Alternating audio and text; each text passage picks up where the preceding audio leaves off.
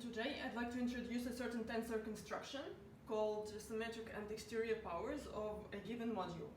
So for this lecture, let us fix a base commutative associative unital ring R, and when I write tensor, I always mean tensor product over this fixed ring R. So notation / definition. A tensor power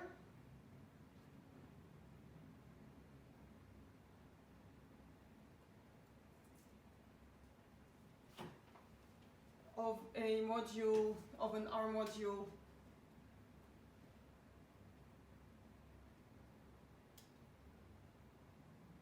M is the following gadget. It is denoted by M to the power K, power with the symbol of the tensor product, and it is M tensor product with itself K times. So this is why it's called a power.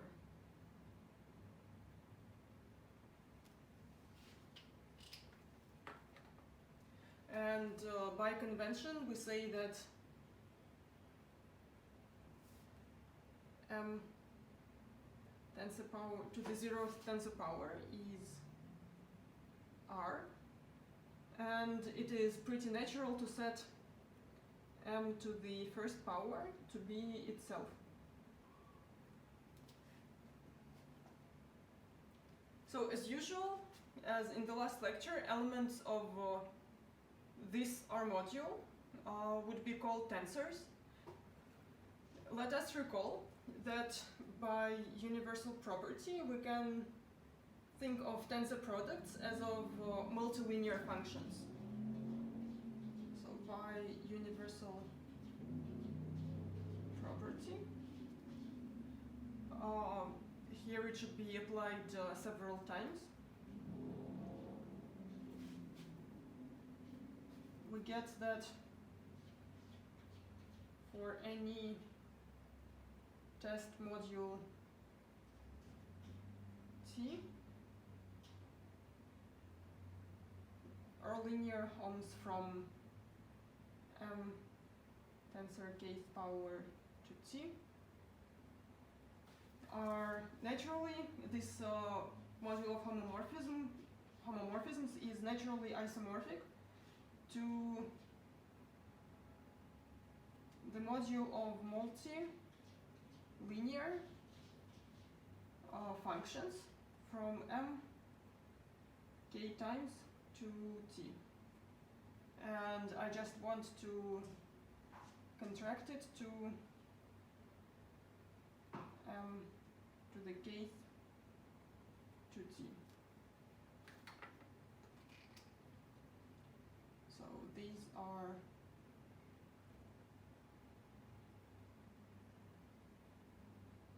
multilinear functions.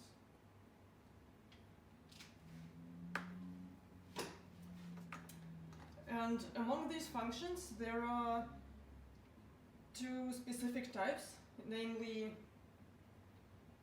we want to,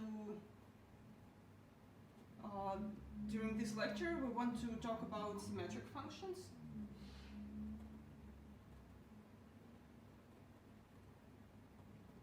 And skew-symmetric or anti-symmetric.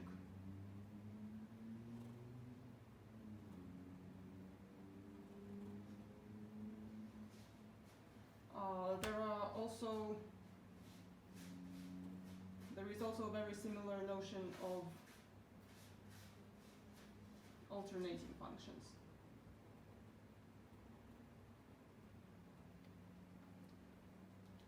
So these types of functions differ by how the symmetric group on K elements acts on the tensors. So let me try and recall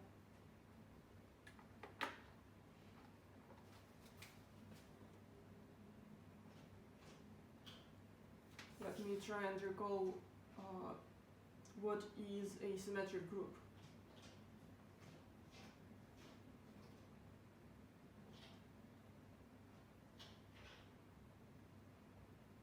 Symmetric group denoted by S, this is Gothic S sub k.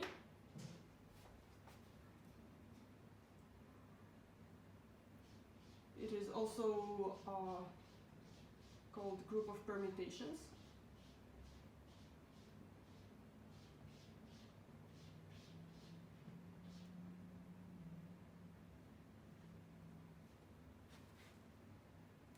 It is the group of all permutations of k elements.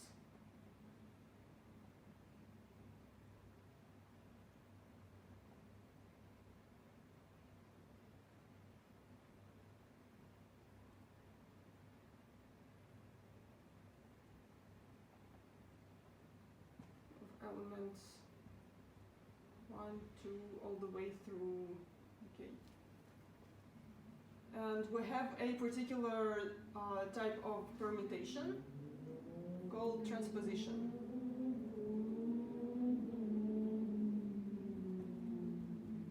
Transposition Tij of elements I not equal to j.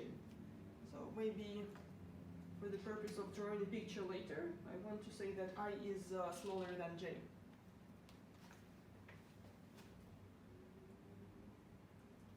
So transposition Tij, it acts by taking I and j, and we just swap them with each other. So that this is the action of Tij on these k elements. 1, 2. So j will be here, I, etc. all the way through k. And here, as before, there would be I minus 1, I plus 1, j minus 1, j plus 1, etc. And I want to say that the symmetric group acts on multilinear functions. Action of Sk on M-lin from mk to t. So let me take a multilinear function m from m to the kth power to t. Let me take sigma, a permutation. Then I'm going to define right action f sigma. So since it is right action, I write sigma on the right. So it acts on m1 through this new function f sigma, takes m1 through mk to where the original function f would take the permuted entries m sigma of 1 through m sigma of k. And I leave it as an exercise to verify that this is a right action.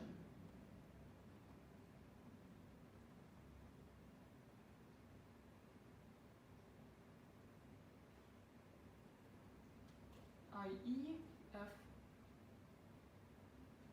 acted on by sigma 1 and then by sigma 2 is the same as if we first multiply sigma 1 and sigma 2 in this order and then act by this element on f.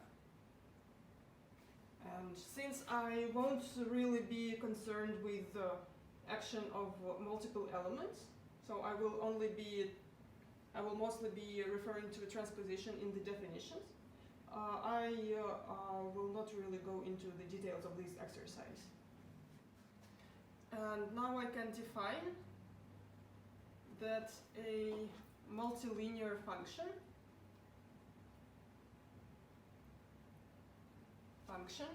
f from m k times to t I say that it is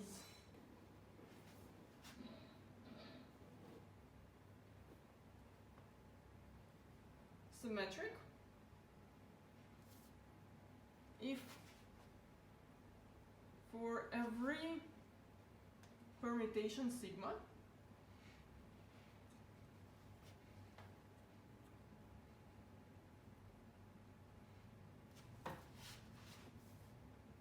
f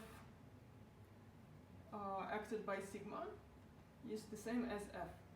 So the value of a function of this function f on a k tuple of elements does not matter, however you may want to permute these elements. Then it is called anti-symmetric or skew-symmetric.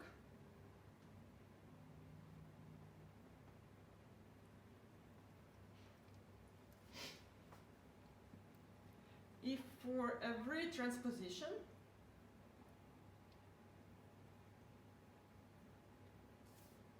Tij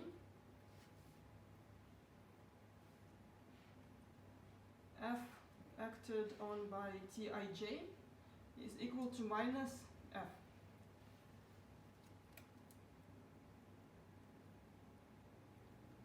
So let me write it like this. I.e. if again I is smaller than j. So for a transposition I can never be equal to j because we need to transpose two elements, not one. So if I is less than j, then f evaluated at m1, mi, mj through mk would be equal to, now I want to act on f by Tij, so that f Tij evaluated at this k tuple is equal to m1 through mi minus 1, comma mj, comma mi plus 1, etc. And then I put mi on the jth position, etc. through mk. Sorry, with a minus sign.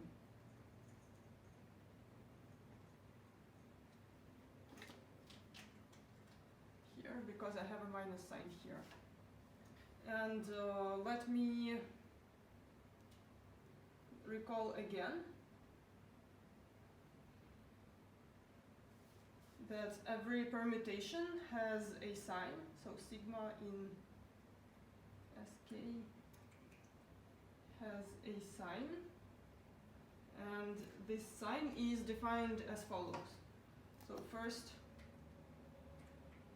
write sigma as a product of permutations, of transpositions.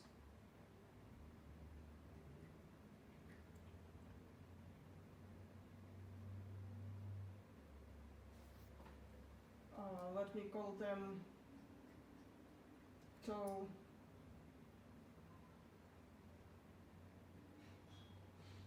1 through tau L. So there are if there are L transpositions, then the sign of sigma would be equal to minus 1 to the power of L. And then I can equivalently define an anti-symmetric function. So equivalently, f is anti-symmetric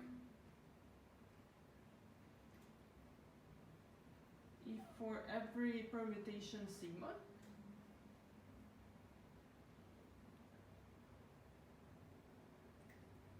if I act on f by sigma here, sign of sigma times f. So this would be plus or minus, depending on the parity of the number of transpositions. And so you can see here that you can check if a function is symmetric or anti-symmetric just on either just on transpositions or on any permutations. But usually in practice it would be easier to check just for transpositions. Interesting in the way how it interplays with the notion of anti-symmetric functions. So a multilinear function f is called alternating.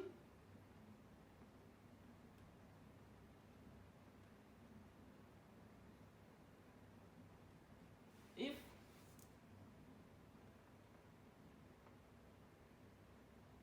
whenever you have that mi is equal to mj for distinct I and j, the function f would vanish on this tuple.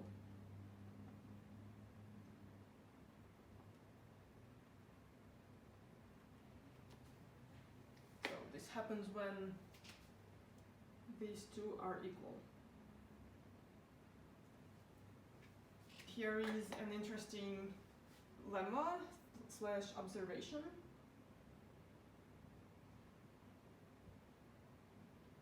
It is that if f, a multilinear function from m to the k to t, is alternating,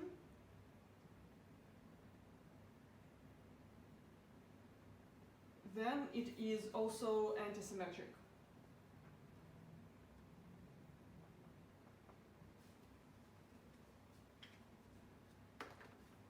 Let us prove it.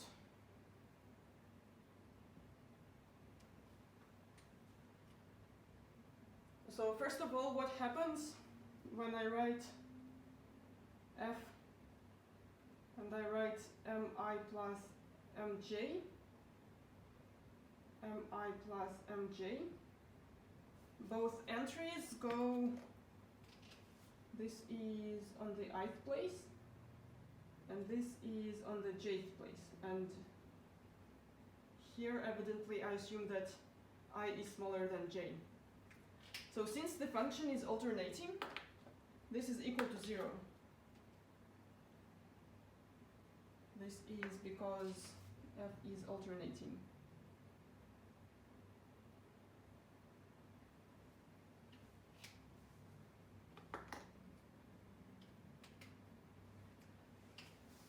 But then,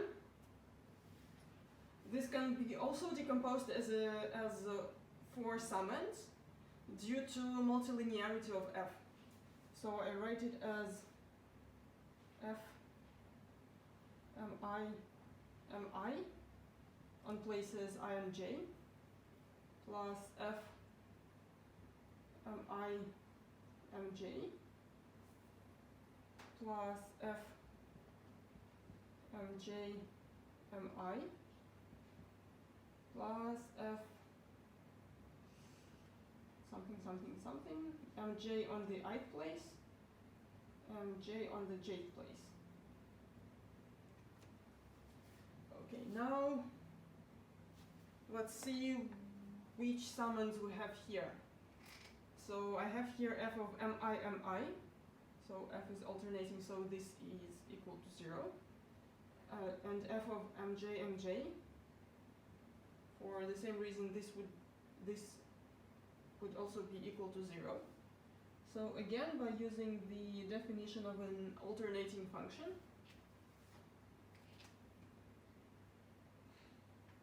I can simplify this sum to f mi mj plus f mj mi. And let us understand what we are witnessing here. So here I see that I have 0 on the one side, and this is equal to f mi mj plus f mj mi. So f mi mj would be equal to minus f mj mi, and this would give us exactly the definition of anti-symmetric function. So when we transpose I with j,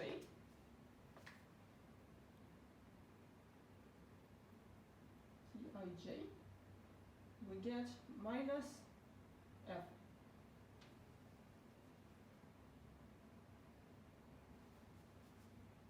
And therefore, by definition, f is antisymmetric.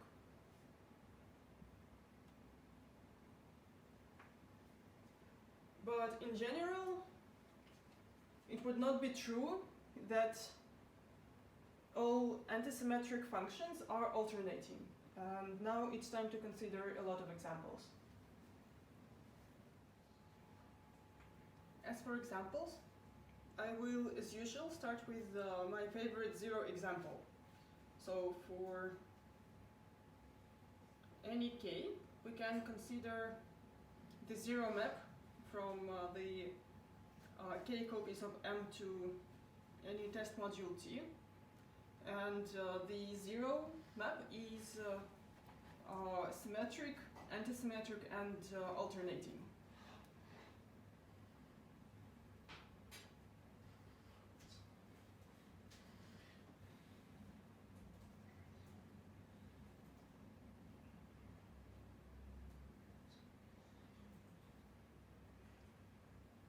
Now let's consider less trivial examples. So if our module M is just equal to R, the ring itself, then we can consider the multiplication map where k is equal to 2. So the map would be R cross R goes to R, and it takes a tuple Rs to Rs. And because our ring R is always supposed to be commutative, this map is symmetric.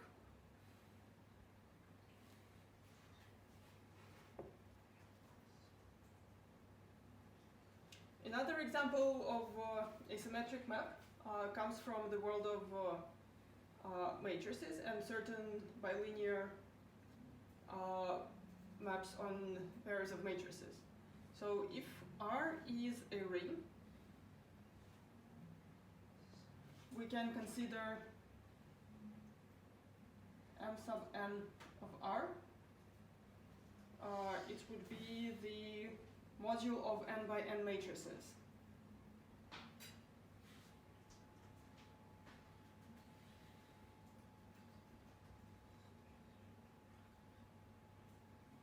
Or, using our language, we can also view it as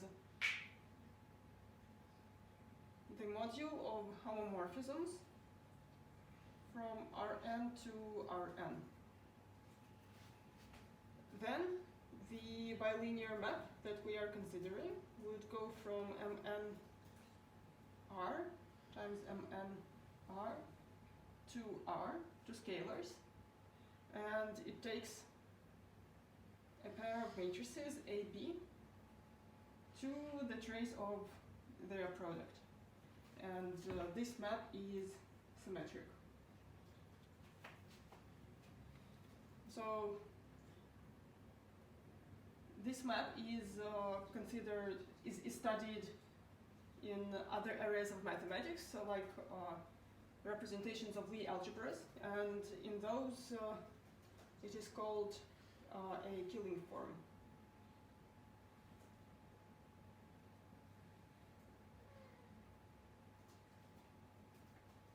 And this is named after a German mathematician, Wilhelm Killing.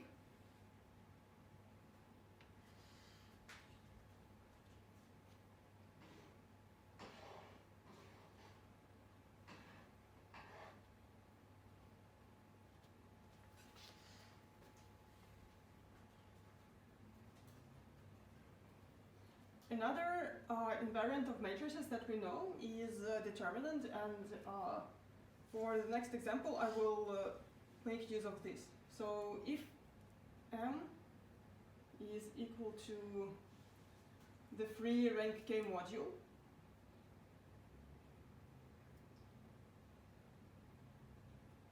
then I can consider the multilinear map M cross K to R that takes a K tuple of vectors with coefficients in R, and then we stack them together to get a matrix and compute its determinant. So we view each of these vectors. So for example, V1 would be a column of K scalars from R. And so when we organize these vectors as columns of a matrix, we get a K by K matrix. And the usual formula for the determinant will also make sense. And thus we have a determinant of matrices with entries in an arbitrary ring. And this map is anti-symmetric and alternating, because we know that if we switch any two columns of a matrix, the determinant flips sign, and thus this map is anti-symmetric. And it is also alternating, because if you recall the idea for the determinant, like a volume, if two columns coincide, then the volume would be 0. So the determinant map is both anti-symmetric and alternating.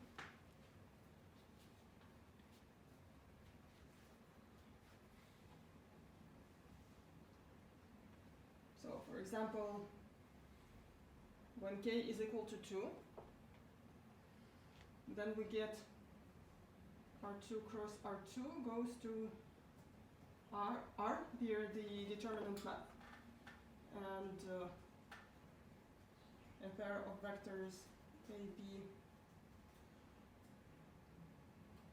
C, D would go to the determinant of the matrix A, C, B, D, which is equal to AD minus BC. And you can see here explicitly that if you change AB with CD, then this expression changes the sign. And if C is equal to A and D is equal to B, then this difference is equal to 0. The next example is kind of a spin-off of example number 3. We can consider an R module R3, where R is now blackboard R, the real numbers, and then I can take the bilinear map, which is the cross product,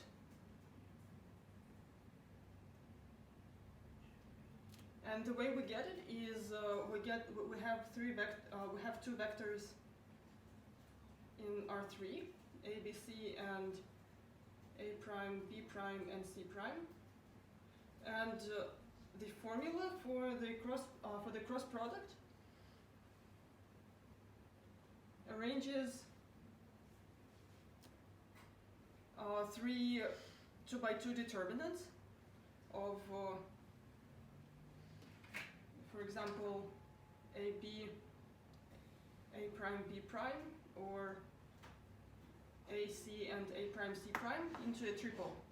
So that here we get a triple of 3 of 2x2 determinants.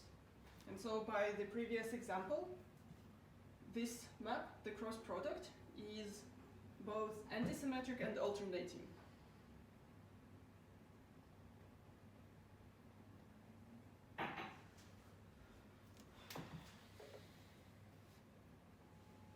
Then we can recall what we know about complex numbers.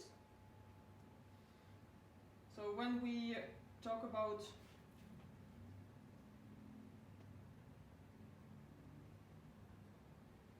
complex numbers, we can define the norm, and the norm comes from taking z times z bar. So what if we extend it to be a bilinear form instead? So this number is not always a real number, but we can take its real part. then we have a well-defined bilinear map from C cross C to R. It is an R bilinear map. So when we take the real part of this product, this map is symmetric. But we can also take the imaginary part. And this map will now be anti-symmetric and alternating.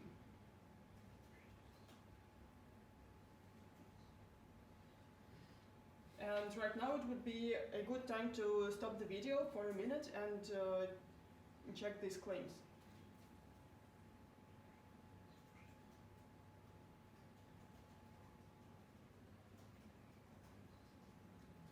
And the final example is very interesting in that, recall that we showed that every alternating map is anti-symmetric. But now let us come up with an example of an anti-symmetric map that is not alternating. So we have seen that on all the previous examples, whenever a map was anti-symmetric, it was also alternating. So now let us assume that characteristic of our base ring is equal to 2. So it means that R contains Z mod 2Z as a subring.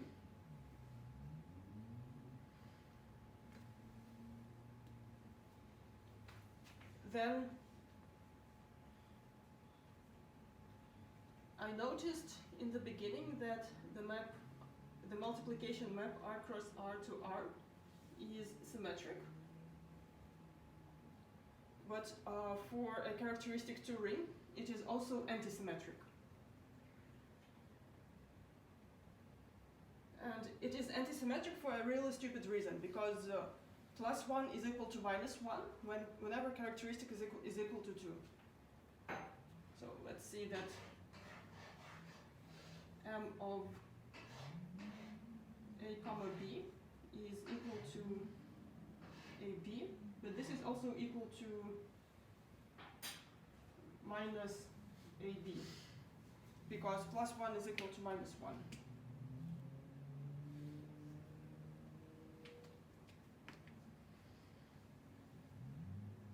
And because the ring is commutative, we can also switch the order, so we get minus BA. And this can be written as minus M of B comma A. So we got that this map is anti-symmetric. But it is not alternating.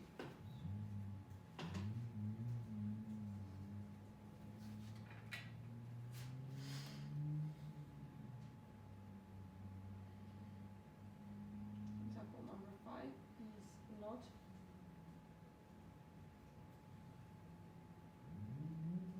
alternating, because we can take M evaluated at the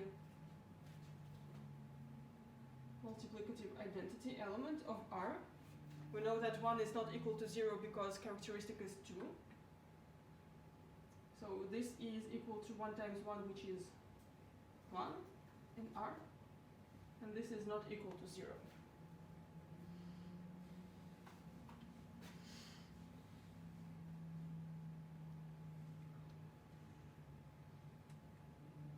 And so, really, you might think that this is a curiosity that appears only in characteristic 2. And we can prove that in general, if 2 is an invertible element in our ring R, then being antisymmetric is equivalent to being alternating.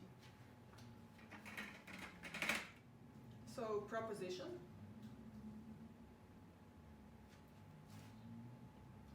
Let's say that K is greater or equal to 2. And assume that 2 is a unit, so 2 is invertible, i.e. 1/2 is an element of the ring R.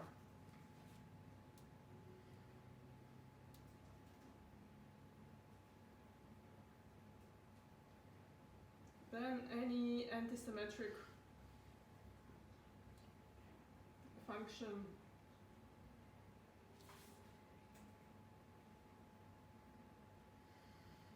taken k times 2t is also alternating.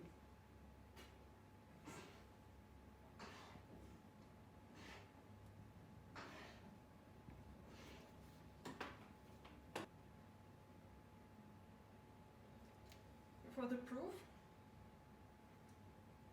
let us write f of something something mi and j something something. So we want to keep all the elements in their positions except for entries in places I and j. And when I swap them, I get minus sign in front, so I get minus f of dot dot dot mj dot dot dot mi.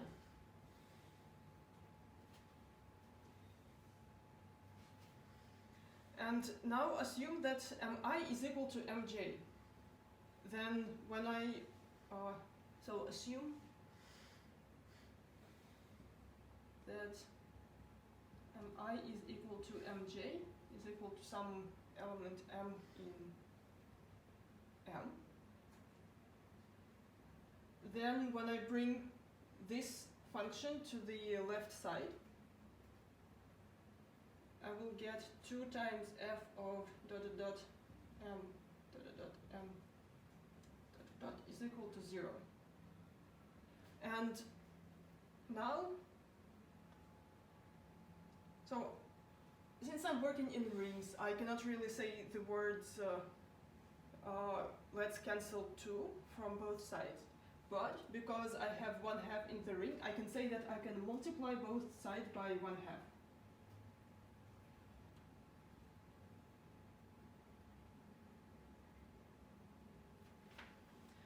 Then what I get is 1/2 times 2 is equal to 1, and 1 times f of dot dot dot mm would be equal to 0. So with the assumption that mi is equal to j, we concluded that f evaluated at this tuple is equal to 0, which corresponds to the definition of an alternating function.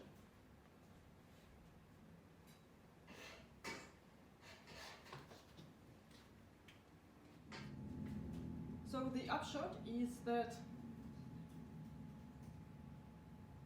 with the presence of 1/2, we can just not think about distinguishing antisymmetric and alternating functions.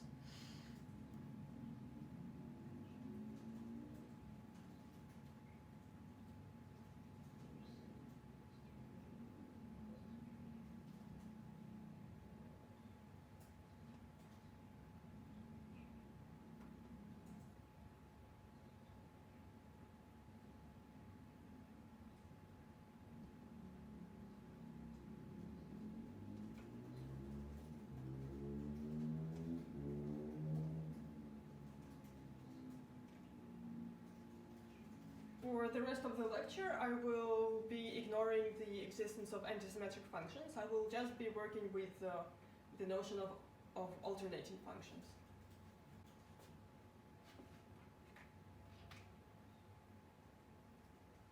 And before I move on to the actual definition of symmetric and exterior powers of modules, as opposed to symmetric and alternating functions, I just want to give a more general example.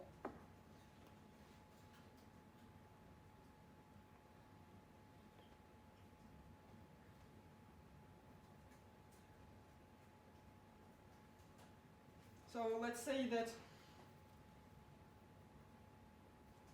f from m cross k to n is a multilinear function.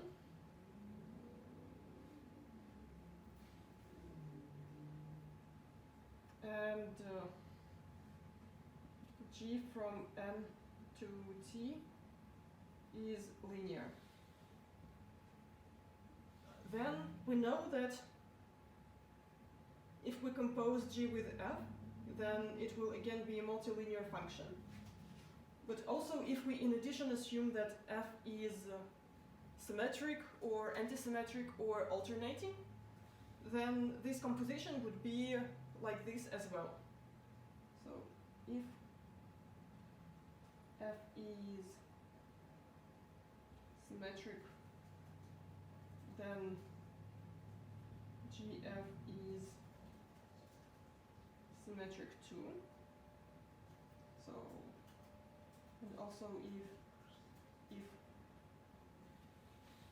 F is antisymmetric or alternating, then the composition GF is like that too.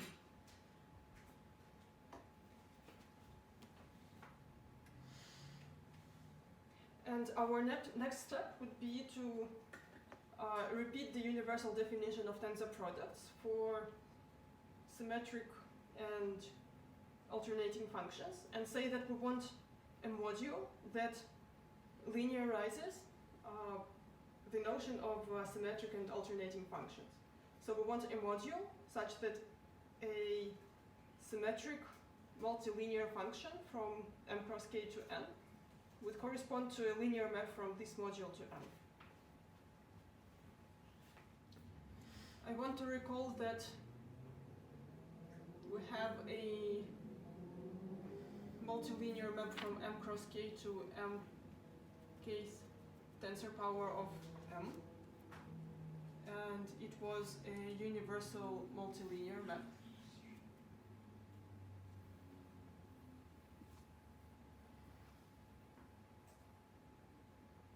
And we want to mimic this definition and get m cross k to sk of m. We want to get a universal symmetric multilinear map. And we want to get m cross k to lambda k of m. And this will be our universal alternating map.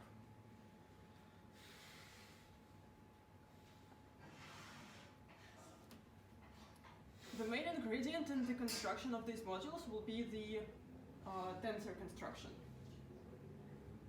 So definition. So let M be an R module. Then we can describe, then we can define Sk of M as M tensor K, kth tensor power of M, quotient by a certain ideal, quotient by a certain submodule, I sub K, and this submodule is generated by elements of the form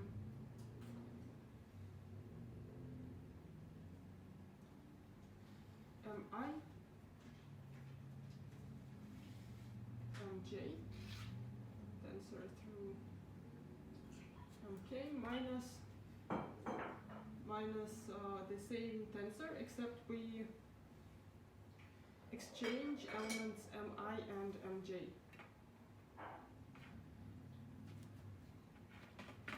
So we are imposing a relation.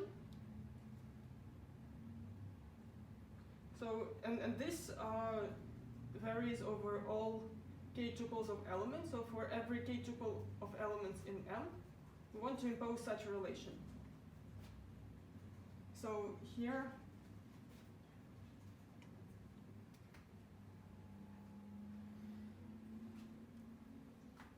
this means that we are imposing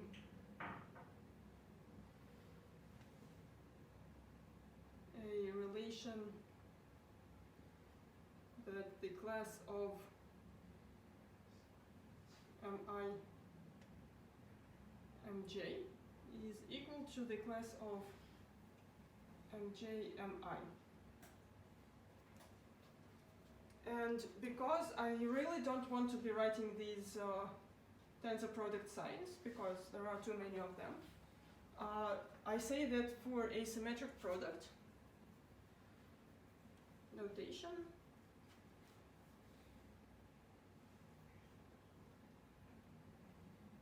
classes of elementary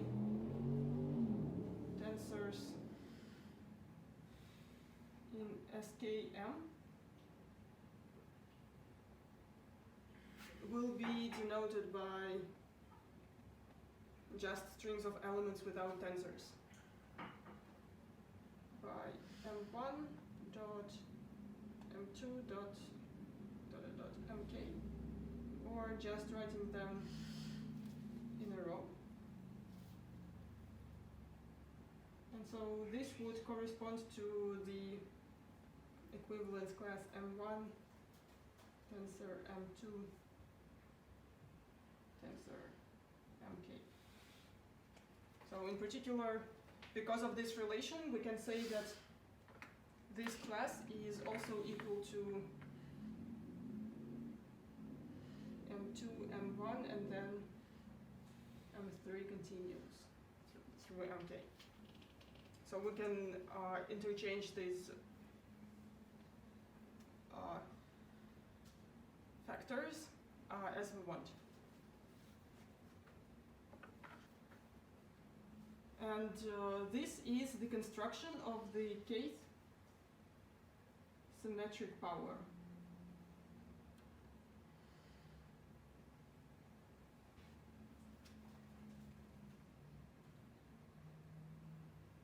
Similarly, when we take lambda k of m, we also want to take a quotient of the kth tensor power by a certain submodule, j sub k of m tensor k. And this submodule is generated by all elementary tensors, 1 through mk, such that mi is equal to mj for some distinct indices I and j.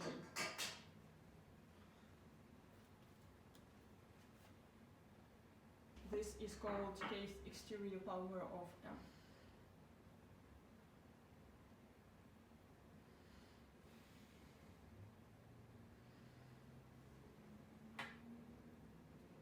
So the notation for tensors in the kth exterior power is replacing this tensor sign with the hat. So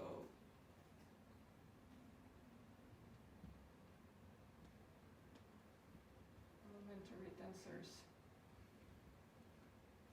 in lambda km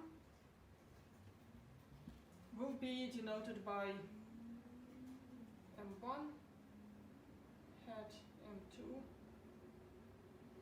etc. through mk, and this will represent the class of m1 tensor m2 dot mk. And by a similar argument that alternating functions are also anti-symmetric, we can observe that when we exchange two elements here, we will get that the sign in front would change. So we will get that this would be equal to minus m2 hat m1 hat m3 through mk. And so for every odd permutation of the factors in an elementary tensor, we would get a change of sign, and for every even permutation of these factors, the sign would still be the same. I want to make one short conventional note that these definitions are well understood when k is at least 2, but when k is equal to 0 or 1, we can put just by convention that the 0th symmetric power of m as well as the 0th exterior power of m are equal to the base ring R, to the free rank 1 module. And the first symmetric power should also be equal to the first exterior power, should be equal by convention to m itself. So it's like when we take a product of only one factor of m, it should coincide with m. And now I'm ready to replace the goal that was in this part with an actual statement. So the theorem says that for every R modules M and a test R module T are linear homomorphisms from Sk M to T are in a natural bijection with the set of symmetric functions from Sk M to T. And this can be viewed as a subset or a submodule in the module of multilinear or multilinear functions from M cross K to T. The idea of the proof is the following. So we want to prove one universal property by using another universal property. And this will be the universal property of the quotient.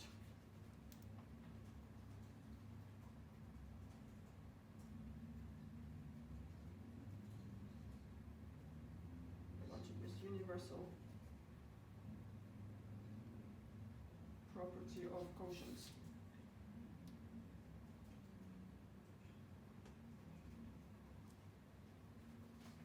Namely, we write the left-hand side. In the left-hand side, we recall that by definition, by this construction, Sk of M is equal to a certain quotient.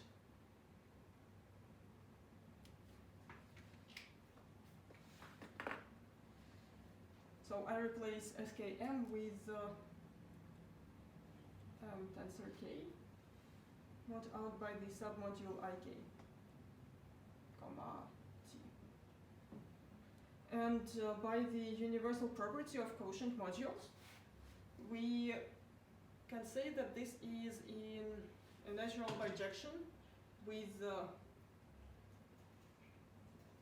the set of our linear maps from the ambient module M tensor K to T, such that Ik is contained in the kernel of F.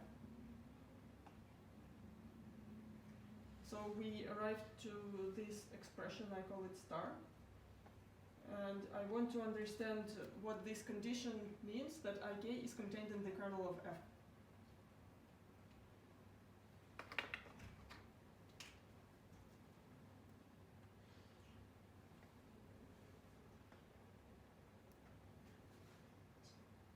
This is saying that for all possible mi's and mj's,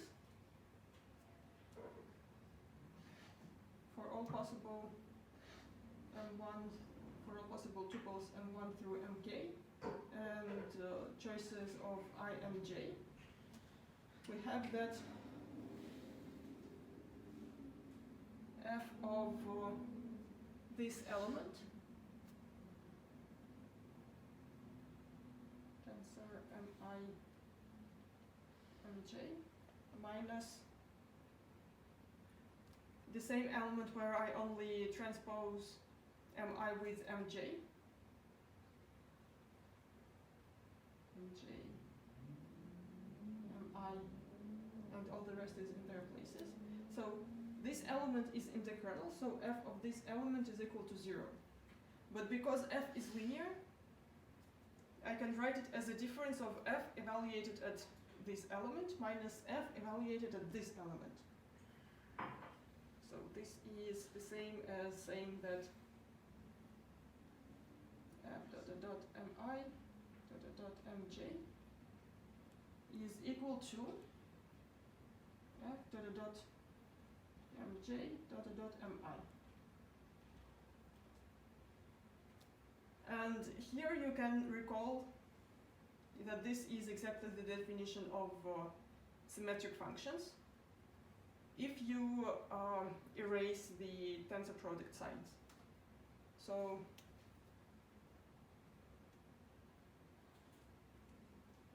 by this observation, we can continue our string of isomorphisms and say that this star is in natural bijection with multilinear functions that are symmetric.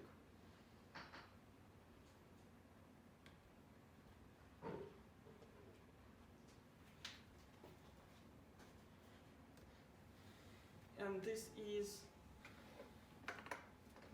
sorry, I have to make a correction to this statement. Symmetric functions should, of course, have been considered from M tensor taken k times, and not from SKM.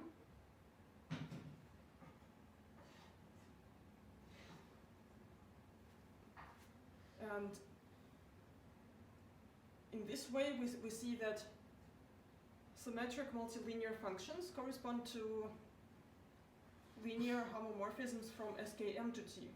And this is what we proved here.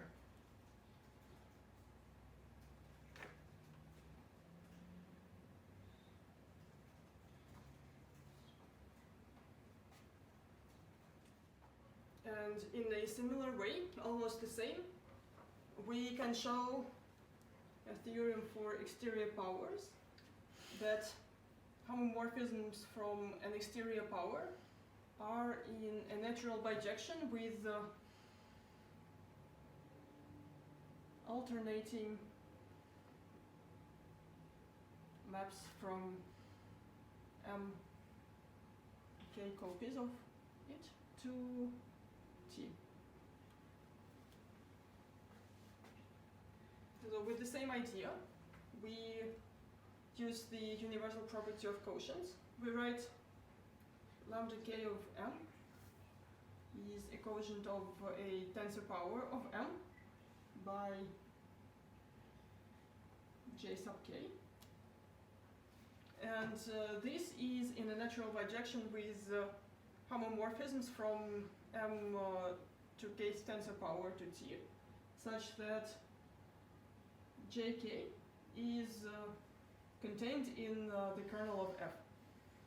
And we can see that the condition that jk is contained in the kernel of f is can be unraveled as saying that whenever mi is equal to mj for for distinct I and j, f of mi tensor mj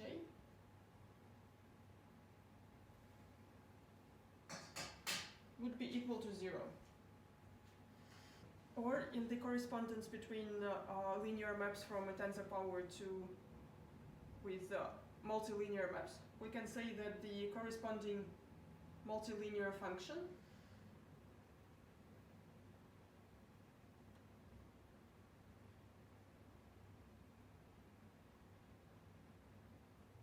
takes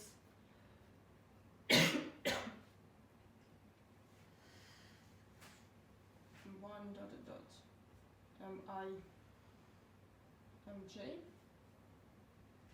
to 0 whenever mi is equal to mj for I not equal to j. And this is the same as saying that this star is in natural bijection with multilinear alternating maps.